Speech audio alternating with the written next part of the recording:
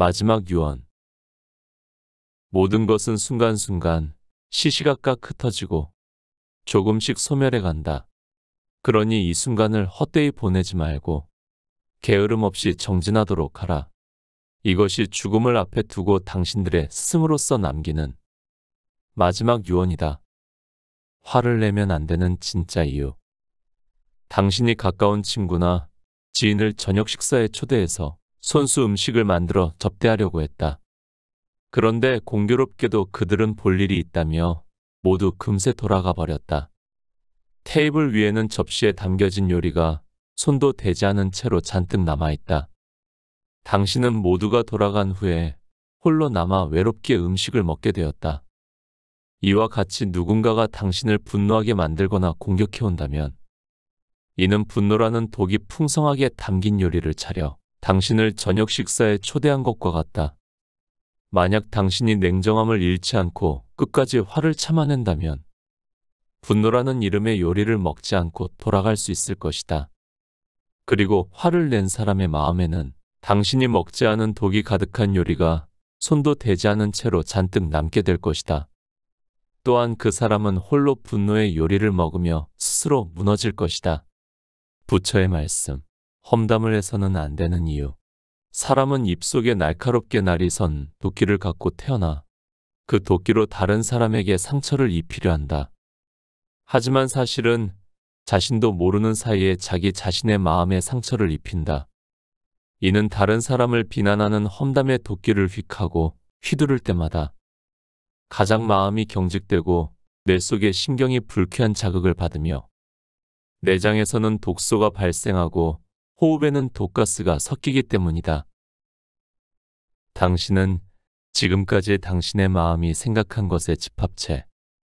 당신이라는 존재는 과거에 무엇을 생각했느냐에 따라 그 생각과 느낀 내용들이 하나하나 마음에 축적된 결과로서 지금 여기에 있는 것이다. 즉 당신이란 이제까지 당신의 마음이 생각한 것들의 집합체이다. 당신이 나쁜 것을 생각하면 나쁜 업이 마음에 새겨지고 그만큼의 나쁜 상태로 변해간다. 당신이 선한 것을 생각하면 긍정의 업이 마음에 새겨져서 그만큼의 온화한 상태로 변해간다. 상냥하고 긍정적인 마음으로 말하고 행동하면 반드시 평온함이 따를 것이다. 마치 그림자가 항상 당신 뒤를 따르는 것처럼 나 이외의 어느 누구도 나를 상처 입히지 않는다. 당신을 싫어하는 사람이 당신에게 하는 나쁜 행동. 그것은 큰 일이 아니다. 당신을 싫어하는 사람이 당신에게 하는 집요한 괴롭힘. 그것은 큰 일이 아니다. 분노로 뒤틀린 당신의 마음은 그보다도 훨씬 더 많이 당신에게 해롭기 때문이다. 마음 놓기에 대해서 결핍감은 끊임없이 커진다. 자신의 내면을 바라보는 일을 소홀히 하면 어느새 당신의 마음에는 결핍감이라는 블랙홀이 생기고 원해 부족해 좀 더와 같이 갈망하며 발버둥치게 만드는 가래가 생긴다. 당신의 마음은 여기저기로 흩어지고 빙글빙글 윤회하여 죽어서조차 마음을 편히 할 수 없다. 쇠사슬보다도 강하게 우리를 속박하는 것. 아무리 당신이 쇠사슬에 묶여 있어도 나무로 된 도구에 구속당해도 이런 것들은 강력한 속박이 아니다. 자신이 번 돈에 대한 집착이나 자꾸만 사들여서 늘어가는 물건에 대한 집착이나 내 자식은 이렇게 돼야 해, 이렇게 하면 안 되라는 지배욕에 대한 집착. 지혜로운 자는 이런 끝없는 집착이야말로 강력한 속박이라는 것을 한눈에 알아본다. 이런 속박은 느슨해 보일 수 있지만 사실은 매우 빡빡하고 질기게 꽁꽁 휘감겨 있어서 벗어나기가 너무나도 어렵다. 이런 속박을 단숨에 잘라버리면 이렇게 하고 싶다, 저렇게 하고 싶다며 갈구하는 것으로부터 자유로워질 것이다. 자기 마음의 주인이 되어라. 당신 마음의 노예가 아니라 당신 마음의 주인이기를. 당신이야말로 당신 자신이 마지막으로 기댈 곳이다. 자신 이외의 어느 것에도 의지하지 말고 자신의 마음을 다스려라. 마치 정성스럽게 망아지를 길들이는 것처럼 행동과 말과 생각은 업이 된다.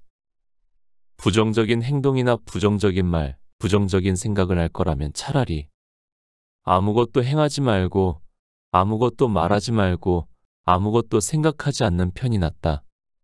왜냐하면 그로 인해 생긴 부정적인 업의 에너지는 마음에 쌓여 나중에 자기 자신을 괴롭히기 때문이다. 긍정적인 행동이나 말, 생각을 하고 싶어지면 무엇이든 상관없으니 일단 실행하고 보라. 나중에 고통받을 일은 없을 테니까. 첫 번째 방법, 바라기만 하는 친구는 가려라. 당신의 형편을 고려하지 않고 이거 해줘, 저거 해줘라고 바라기만 하는 친구. 조금 도와주거나 친절을 베풀고 나서 보답을 바라는 친구. 자신을 싫어할까봐 두려워서 친절을 베푸는 친구. 이런 사람은 안심이 되면 갑자기 태도가 달라질 것이다. 당신과 친하게 지냄으로써 자신에게 어떤 이득이 있는지를 계산하는 친구. 두 번째 방법, 말뿐인 친구는 가려라. 아, 안타깝다. 이번 주는 일이 많아서 못 갔지만 지난주였다면 갈 수 있었을 텐데라며 과거에 돌이킬 수 없는 일로 아첨하는 친구. 아, 안타깝다. 오늘은 약속이 있어서 안 되지만 다음에 한가할 땐 도와줄게라며 미래에 가능성 없는 일로 아첨하는 친구. 곤란한 일이 있을 때 그 곤란을 해결하는 데는 도움이 되지 않지만 그럴싸한 말로 아첨하는 친구. 예를 들어 참 곤란하겠다. 근데 고양이는 건강하게 잘 있니? 그런 귀여운 고양이가 있어서 좋겠다 하고 말만 하는 친구는 멀리하라. 세 번째 방법, 가까운 지인을 욕하는 자는 가려라.